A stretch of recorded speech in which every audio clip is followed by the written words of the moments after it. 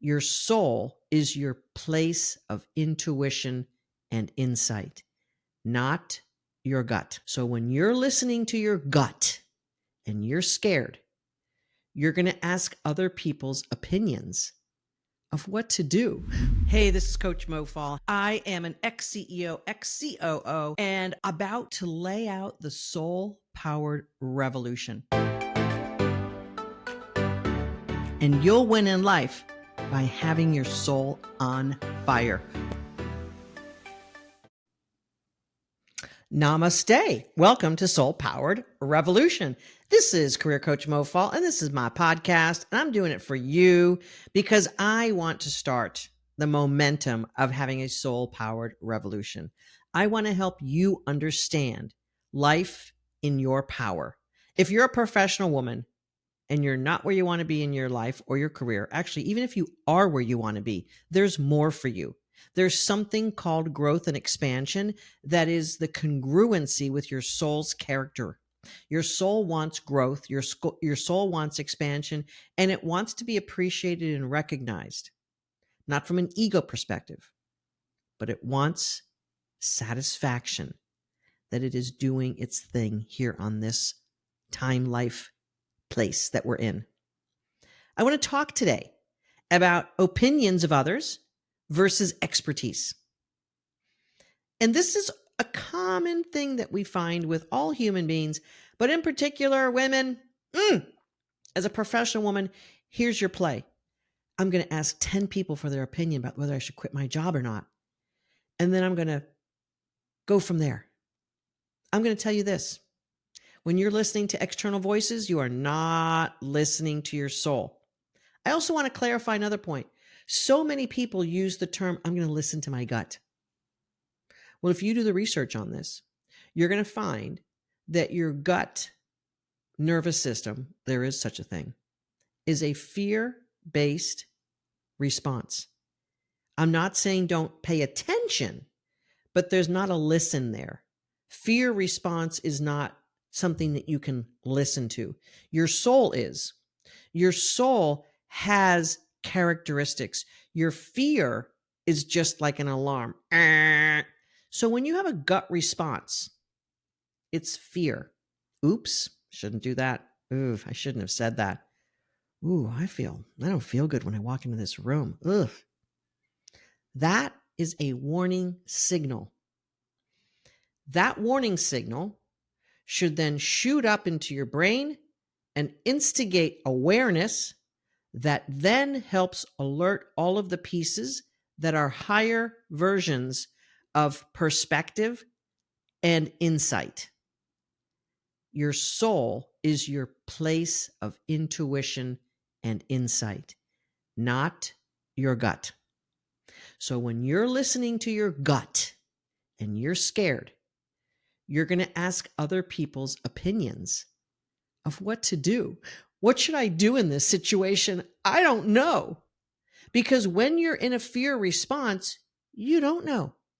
You want to fight, you want to flee, you want to fawn, and guess what? You want to make sure that your threat is going to be kind and nice to you. So you're going to people please, and you're going to want to be a little bit like protected. Freezing, fawning, fleeing, and fighting are your fear responses. So when your gut goes, ugh, you're figuring out which one to do. Freeze, fawn, run away, or fight. None of those are very empowering. So what you're going to do instead, as a human being, you're going to ask a bunch of people what to do. You're going to get mental inputs onto what to do because you're in a fear response, and that shuts down the better parts of the brain. So you're going to have other people give their opinions to you. Oh, you shouldn't put that law degree on your resume. You're not really an attorney, are you? Well, yeah, I went to law school and I am an attorney. Well, you don't really practice attorney law, do you? You're like in HR or something, right? It's helpful. And well, you should just take that off your resume. I think it's going to confuse people. If you're in HR and you have a law degree, I think that's going to confuse people. They're going to think you're up at a higher level. What? This is advice that I hear that my clients have gotten from friends and family. How about this one? You should dumb down your resume. I think you're looking too strong. I think people are going to be intimidated by that. Do you think anyone has ever said that to a guy? Hey, Mike, I think you should dumb down your resume because no one's going to hire you being that smart and awesome. It's never said to a guy. Never on the planet Earth. Never. There's no recorded history of that happening. But to the Sallys and the Susies and the Amys and the Marys, all day long. All day long. Dumb down who you are because you're too much for the world. Those types of opinions from people who probably mean well suck. And they're going to increase your fear, your self-doubt, and your insecurities. People's opinions suck. We recently had one of our grads, she lost her job. She posted her resume in our grad Facebook group. It's there for everyone to collaborate and keep supporting each other. But there's some trickiness to this. She lost her job, so she posted her resume. Hey, I'd like everyone's opinion about my resume. And I'm like, no, you don't. No. You don't want everyone's opinion because someone's going to say, oh, it looks great. Someone's going to say, oh, that font, you should never use that font. Someone else is going to say, oh, your headline shouldn't be like that. It should be like this. Everyone has an opinion, especially when you ask. A lot of people have opinions when you don't ask. Asking for people's opinion about something that requires expertise is just dumb. I know, I said it. It's just dumb. Bring an expert to the table. I had a kitchen renovation several years back. And I knew basically what I wanted to do with the kitchen. But I wasn't sure if we could move the microwave or some of the electricity. We didn't have sort of those hanging pendant lights in the first iteration. Could we do that? Was the electricity enough? Was that all good? I didn't ask my neighbor's opinion, unless my neighbor would have been a kitchen renovation person. No one's going to know unless they're an expert. And an expert's going to ask the right questions to understand, well, do you have lights there now? Where's your electrical panel? An expert's going to ask the right questions to understand the situation so they can then give you expert advice to do the right thing. And you're now maybe getting a little skeptical with me. Well, aren't different experts having different opinions? Maybe. But you can either move your electricity across the room or not. And it might be a matter of it's going to cost $8,000. Okay, it's going to cost $8,000 to move my electricity. I want to get my microwave out of this and I want to put it over here so it's not like the eyesore of the kitchen. I also want to have a different backsplash and a different level of sink, and I want to have the counter raised up, and I want to do all of this. If I got opinions, people say, oh, you shouldn't do that. That wouldn't look good in your kitchen. I don't care what you think. That's what I want in my kitchen. Opinions don't matter to what you want to do, and they don't matter to what's true and right for you. Other people's opinions are just confusing, overwhelming, and they can cause some tension because someone else's opinion about what you should do with your career, with your resume, with your conversation with your boss is their opinion. Now you may say, hey, Mo, but my uncle is a CEO at a big company, and I asked his opinion about what I should do with this and that, and he told me, if your uncle's the CEO and you're a director, his thoughts and ideas are coming from CEO, not from you at the director level. Your uncle as CEO is going to think from a different place of authority and courage than where you might be hanging out as a director who's been bopped around and told to be put in your place and excluded from meetings. An expert is going to ask questions and then give you the advice necessary to navigate your situation to go where you want to go. An opinion is going to sort of like stop you in your tracks and make you have to sort through more data of what their opinion was and does it matter or not matter, or Like if someone said to me, I don't think you should move your microwave over there. I don't care. I want it over there. Yeah, but did you ever think about like when you're cooking and when you're in the kitchen and it might be like 2 more steps to go over to your microwave versus not? I'm like, I don't care. I want my microwave over there. One of the challenges that women have in our lives, but most importantly in our careers, is that we don't have a good stance as to what we want. So what happens is since you don't have a strong enough stance about what you want, you ask other people's opinions to help guide the way to sort of hedge your bets on what direction you should go after. I've been coaching professional women for over 10 years, and I have found few women who are totally locked and loaded into where they want to go and what they want in life. There are a few. I'm largely locked and loaded. I've been that way since I was a little girl. That's one of the reasons why I was good in sports. I knew that I wanted to achieve something. I knew how fast I wanted to run, how far I wanted to throw the ball. I knew that it meant hard work. I knew what I wanted to do and what I wanted to enjoy. And I took that into college. I took that into my first part of my career as a nurse. I took that into then developing my career more on the healthcare management and leadership side. I want that. I want to do that. And sometimes it was a matter of wanting a big enough salary so I could drive a car I wanted to have or buy the house. One of our awesome clients just recently bought a house in a state she relocated to because she wanted to relocate back closer to family. And she thought it was going to be a disaster, but she was following her soul. She really wanted to move back to that state. And now she's moving into her dream home. Like, that is rich stuff. She's not a multimillionaire. She's a professional woman with a good job, a good career. She's up-leveled. We've helped her really feel into her power and more. And she and her husband are now living in their dream house because that's what she wanted.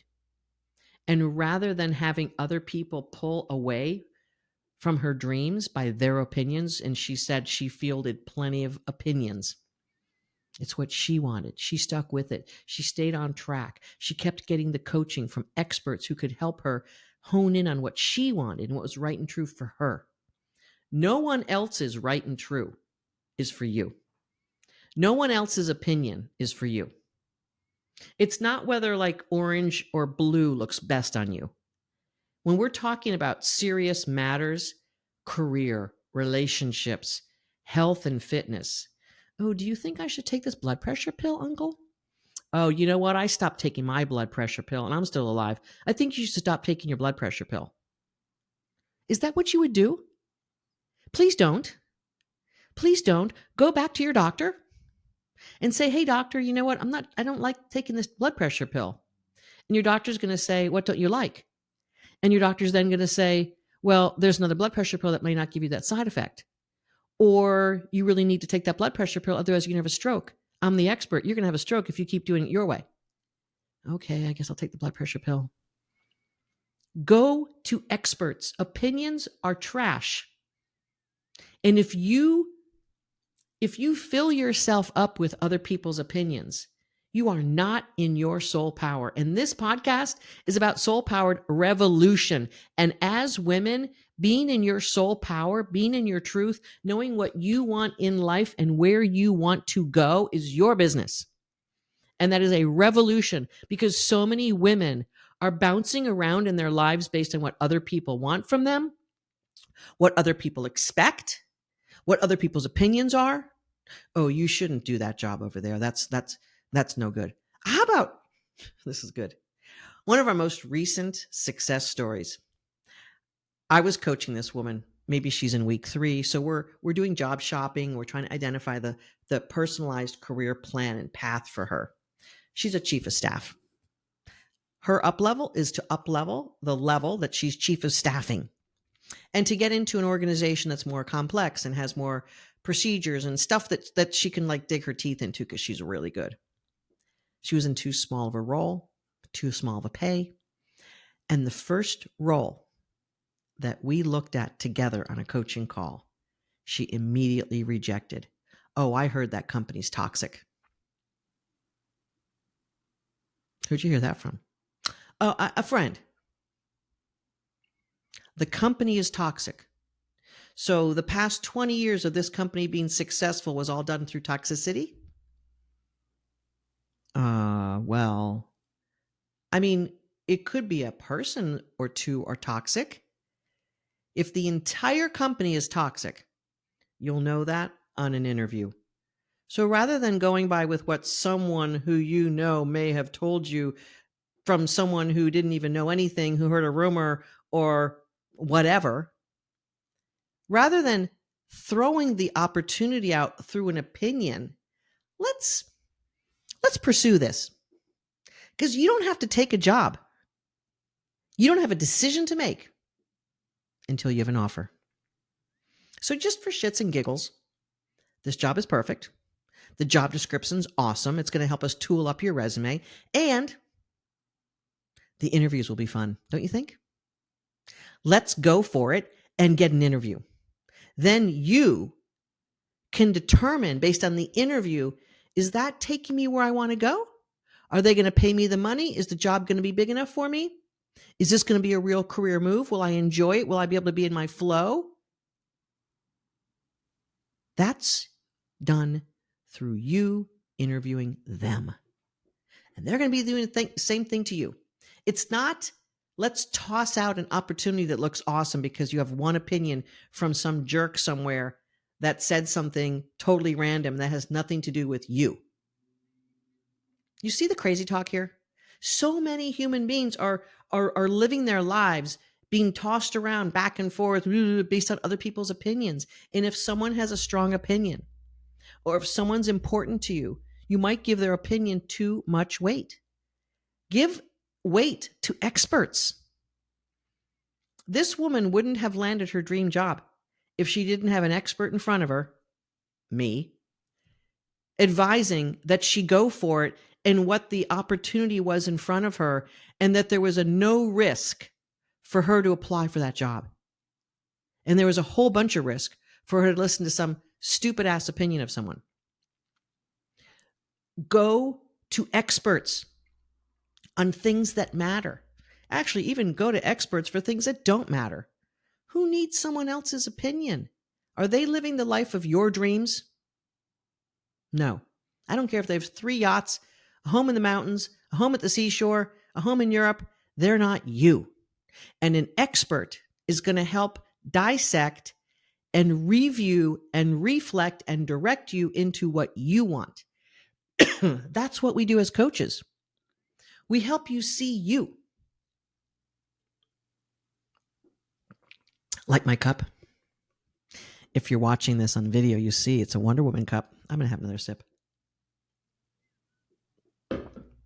You have to be grounded in what you want in life, and you seek out experts who can keep you on track, keep you accountable, and hold you to your truth. There is no client who I've coached who they're doing what I wanted them to do. I mean, maybe at first they might have been like, okay, Coach Mo, but I want them to step up, push back, get into the convo, be coachable, and toss it around. I see professional women's truth before they can, because I'm an expert. Just like when I hired that expert for my kitchen renovation, he was able to see my kitchen in his eyes because he's been there. He's done it before. He's done bigger kitchens, smaller kitchens. He's done lots of stuff. So he was able to be like, yep, okay, yep. We need to know about that. Yep, this. Oh, yeah, we can. Yes. Move electricity is possible. Might be a couple $2,000 more. Putting the lights here, probably need a specialized electrician to drop different things down, another couple thousand. You can do that all. It's just going to be a little extra money. Okay, give it to me all. While we're renovating, my parents come over and say, why did you rip out your perfectly good kitchen? It was such a nice kitchen. What are you doing? See how opinions can really derail us? And I said, it may have been a nice kitchen for you, but it wasn't what I wanted. I happen to have extra money, so I can actually have the kitchen I want. I'm a fancy executive, Mama. I can have a kitchen that I want and have it be better and nicer and what I really want it to be. Okay, I just don't know why you ripped out that perfectly good kitchen. Comment below if you have a mom like that. God bless my mother. She just died recently. She was a devout Catholic. She was lovely and generous and smiling and wanted to give others.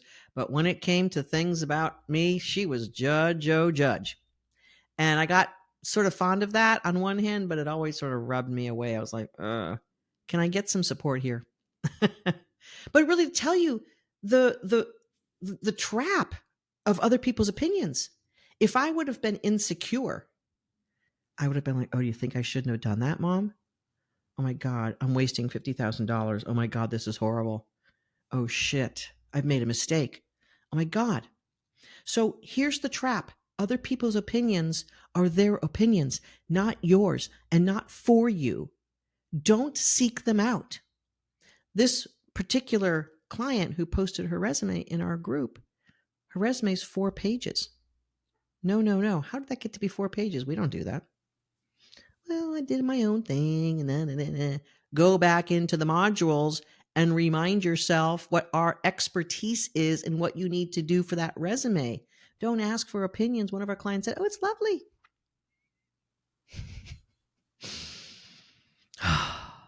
Soapbox time. No opinions. Get experts. Know what you want. Be really clear on what you want. And if you're not really clear on what you want, that's what the expert's there for also. I've run many marathons in my life, and I had experts helping scope out my training plan. And at no time did I ever ask someone's opinion whether I should run a marathon or not. And let me tell you, as soon as I told people I was training for a marathon, I got the opinions that I didn't ask for. What are you doing that for? Oh, I'd never run that far unless someone was chasing me with a gun. I mean, people are jerks. People are going to give you, I mean, they're not really jerks, but people's opinions are just foolish. I don't want your opinion about my marathon and my training, which you have no idea of. I want an expert to help me achieve my goals. So I bring an expert of how to train for a marathon, and we map out my training program, and I stay on track. And when I can't stay on track, or I'm having a hard time, or I get injured, I'm going to go back to that expert and say, "Hey, I'm in week 6 and I just pulled my calf muscle," which did happen to me training for one of my marathons. What should I do now? Okay, can you ride a stationary bike and keep your cardiovascular in shape until the calf heals? You should probably see a doctor, maybe go to a massage therapist or physical therapist, blah, blah, blah. Okay, I got that calf problem fixed in a couple of weeks. I stayed active. I stayed training. I lifted more weights. I did all the things. If I would have asked someone's opinion, good Lord, I probably would have gotten hurt more. I definitely wouldn't have run the marathon because someone would have said, "See what training for a marathon can do? You're going to pull your muscle, and that's what a marathon training is. Who needs that?" You know how much satisfaction I got out of finishing that marathon? Yes. Do not seek out other people's opinions about what's in your best interest. You get clear about what you want, and then you get experts to help you design and direct you and keep you on track. Stay the course. Opinions will throw you off, and if you value them too much, it'll lead to chronic and disabling self-doubt. Do not do that. Do not go there. Do not invite it. And if someone gives you an opinion, just be like, "Interesting. Thanks for your opinion. No, no thanks." Do not get opinions. Stay what you want. Stay on course. Get experts to help you do it. You will have the life that you want. As an expert who also hires experts, I know what I'm talking about. I have helped over 2,100 women, and probably counting. I should probably make that number 2,200, advance their careers because we help them get into their truth at the soul level.